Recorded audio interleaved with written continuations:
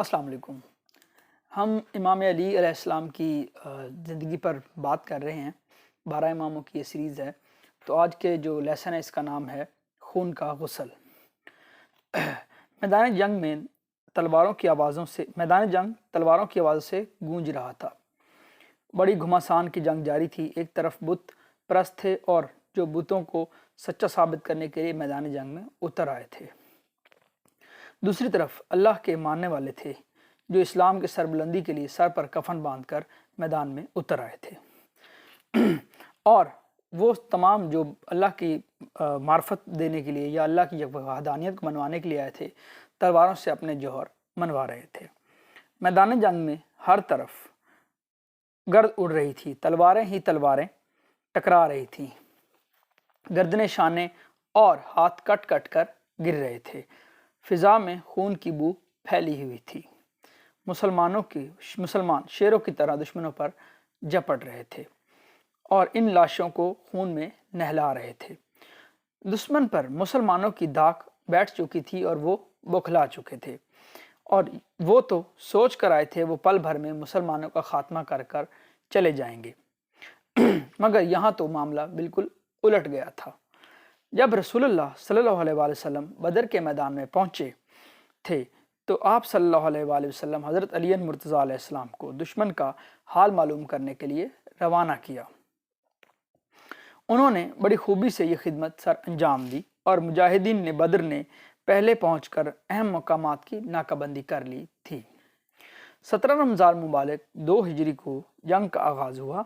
پہلے تنہا مقابلہ ہوا، پھر سب سے پہلے قریش کے 3 بڑے بہادروں نے نکل کر مسلمانوں کو للکارا اور ان کے مقابلے میں 3 انصار آگے بڑھے، مگر کافروں نے ان کے ساتھ لڑنے سے انکار کر دیا۔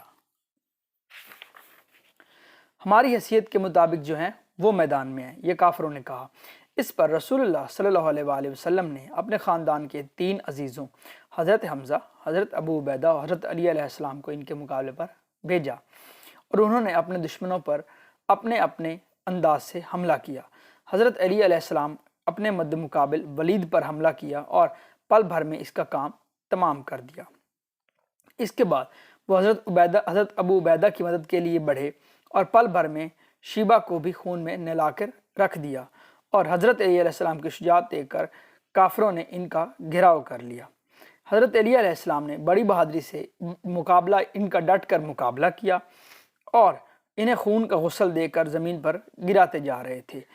مجاہدین اسلام نے جب یہ دیکھا تو سب یک بارگی سے آگے بڑھے اور اپنے دشمنوں کو اپنی تلواروں کی دھاروں پر رکھ لیا، اور ہر طرف خون کا غسل جاری تھا۔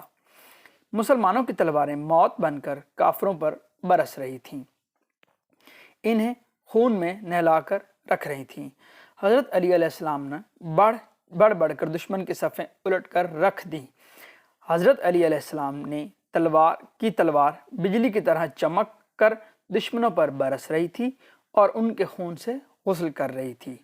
دشمن بوکھلاہٹ پا کر اس سے عبرت کا اور شکست کا سامنا کرنا پڑا، اور اس کے بہت سے آدمی میدان میں کام آ چکے تھے اور 70 گرفتار کر لیے گئے تھے، اور بے شمار مال غنیمت مسلمانوں کے ہاتھ لگا، اور مسلمانوں نے فتح کے شادیانے بجاتے ہوئے مدینہ کی طرف لوٹ گئے۔ اب بات کریں گے حضرت علی علیہ السلام کی ڈھال کے بارے میں۔ 3 ہجری میں غزوہ احد کا معرکہ پیش آیا۔ 7 شوال ہفتے کا دن تھا کہ لڑائی شروع ہوئی، اور مسلمانوں نے کم تعداد ہونے کے باوجود دشمن کو بھگا دیا، لیکن عقب کے محافظ تیر اندازوں کا اپنی جگہ سے ہٹنا تھا کہ کافر پھر پیچھے کی طرف سے مسلمانوں پر یکایک ٹوٹ پڑے۔ اس اچانک حملے سے مسلمان گھر کر رہ گئے، اور اس حالت میں رسول اللہ صلی اللہ علیہ وآلہ وسلم کو زخم لگا اور دندان مبارک شہید ہو گئے۔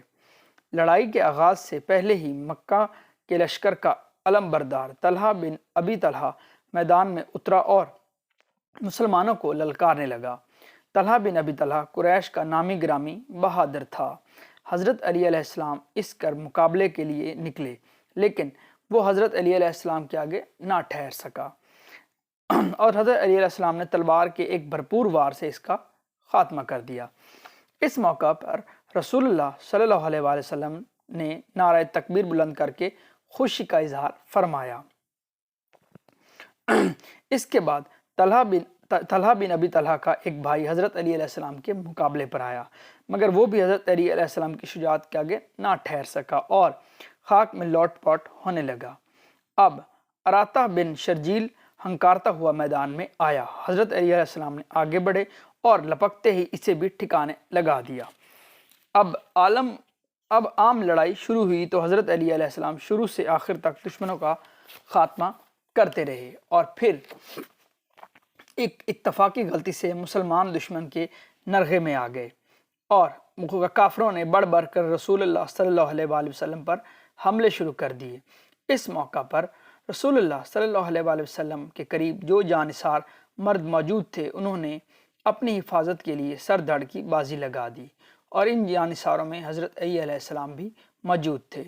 جب مسلمانوں کے گھیرے میں آئے تو دشمن کے گھیرے میں آئے تو حضرت علی علیہ السلام نے آگے بڑھ کر علم سنبھالا، اور ایک موقع پر جب 4 کافروں نے رسول اللہ صلی اللہ علیہ وآلہ وسلم کے لیے آگے بڑھے تو حضرت علی علیہ السلام نے بے جگری سے ان کا مقابلہ کیا اور ان سب کا منہ پھیر کے رکھ دیا۔ پھر ایک گروہ نے رسول اللہ صلی اللہ علیہ وسلم پر نرغہ کیا، حضرت علی علیہ السلام نے ان سب کو بھگا دیا، اور اس وقت رسول اللہ صلی اللہ علیہ وسلم نے فرمایا، علی تو مجھ سے ہے اور میں علی سے ہوں۔ حضرت غزوہ احد میں ابو سعید بن ابی طلحہ نے مسلمانوں کو جنگ کے لیے للکارا تو حضرت علی علیہ السلام اس کے مقابلے پر آئے اور تلوار کے ایک بھرپور وار سے اسے زمین پہ گرا دیا، اور سر اڑانے کے لیے دوسرا وار کرنا چاہتے تھے تو وہ نعوذ باللہ برہنہ ہو گیا، اور حضرت علی علیہ السلام نے اسے اس حالت میں قتل کرنا ناپسند کیا اور اس کی طرف سے منہ پھیر لیا۔ لڑائی میں رسول اللہ صلی اللہ علیہ وسلم شدید زخمی ہو گئے تھے۔ جب کافر میدان جنگ سے ہٹ گئے اور صحابہ کرام صلی اللہ علیہ وآلہ وسلم نے رسول صلی اللہ علیہ وآلہ وسلم کو صحابہ کرام رسول اللہ صلی اللہ علیہ وسلم کو پہاڑ پر لے گئے، حضرت علی علیہ السلام کی ڈھال میں پانی بھر بھر کر لاتے تھے، اور حضرت فاطمہ الزہرا سلام اللہ علیہ آپ صلی اللہ علیہ وآلہ وسلم کے چہرہ اقدس سے خون دھوتی تھیں۔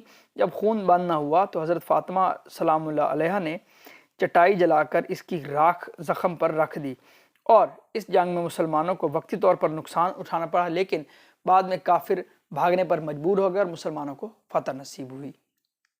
جزاک اللہ۔